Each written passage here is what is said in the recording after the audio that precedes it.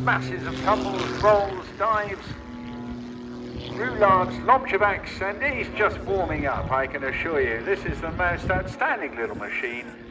Something very, very special. Nothing quite like it, albeit the Pitts is a well-known aircraft, but this one remarkably different. Richard himself, though, has got flying DNA in his blood. His father Ken flew fast jets in the...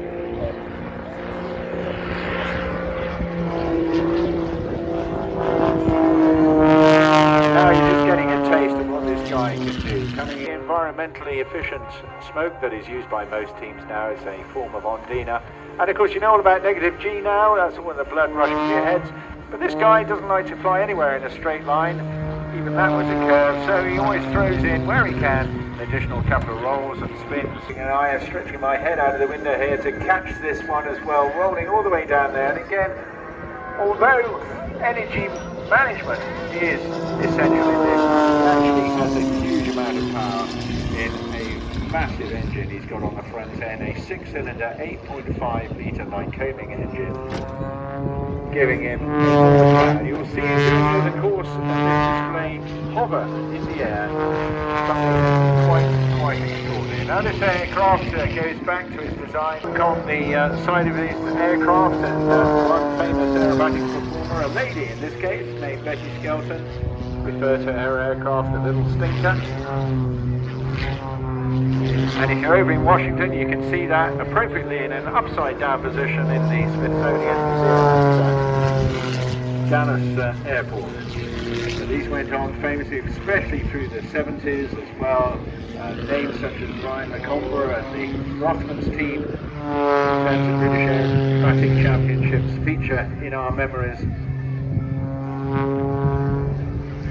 And Richard now bringing this into today's flying.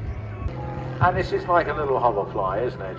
A little hummingbird just hanging in the sky there. Absolutely extraordinary. An unbelievable high angle of attack, almost vertical. The propeller there affecting the smoke trail. It literally slides it around. A heavily modified dimension, incorporating many designs that he thought of. You will recall his gaily coloured Union Jack G Whiz aircraft that he used for the last 6 or 7 years now. An even greater step forward with this J-pit, as he calls it. The aim being eventually to fit 2 little jet engines to the forward, but it's not like any other. You can't buy this off the shelf as a result of the extensive modification program capabilities which Richard is now showing in his own personal and extraordinary range of aerobatics.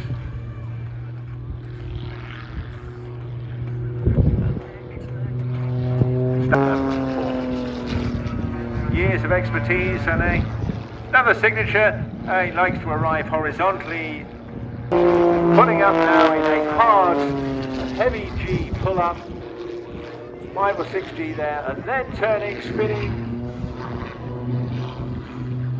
Something we refer to as a lobjabak, a Czechoslovakian cocktail, otherwise referred to as a headache. Well, he's gone beyond that because he's just going to stay there now and using the gyroscopic power of the propeller, just hanging on and letting the aircraft drip down through its own smoke. Falling out of that, but under complete control. Using that energy there, coming out of all the descents too. And what a remarkable flight that is.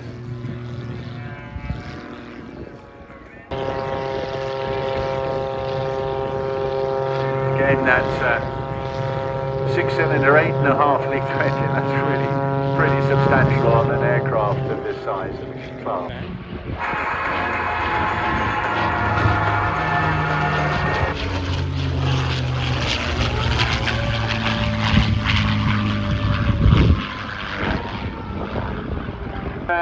Designed for the British in only 120 days to meet their requirement to get more fighters in the air. The Mustangs were originally built with Allison engines in them, and these were not entirely successful at high altitude, whilst performing okay at low altitudes.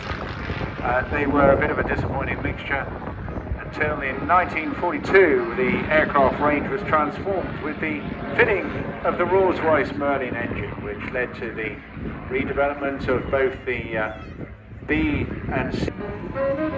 A familiar whine, whistle you get there of the air going over the gun ports, just like blowing over the top of a bottle. A significant identifier of this aircraft.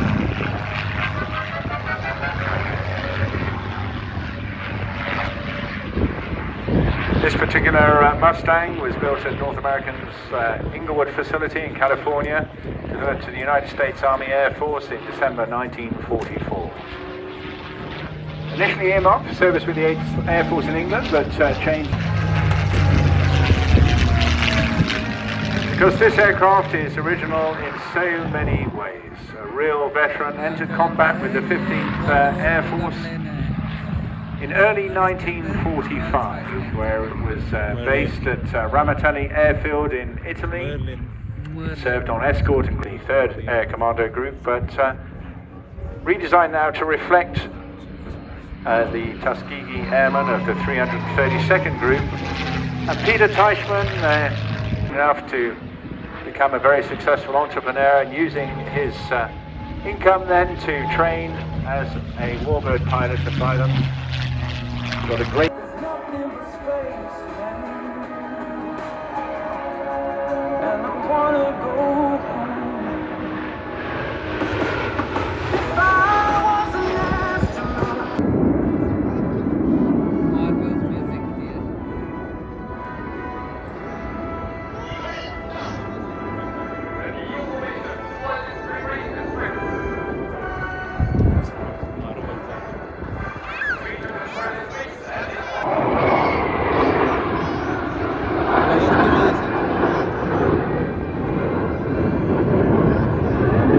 That scuddy cloud. I know. Look, there's even less of it now. Because we missed that dramatic formation change behind one cloud, where they go from that big wide battle formation, and then literally behind the cloud links and also a development of what was the Black Cat's pair, who've been displaying since back around 2001 or so, and featuring not only a squadron.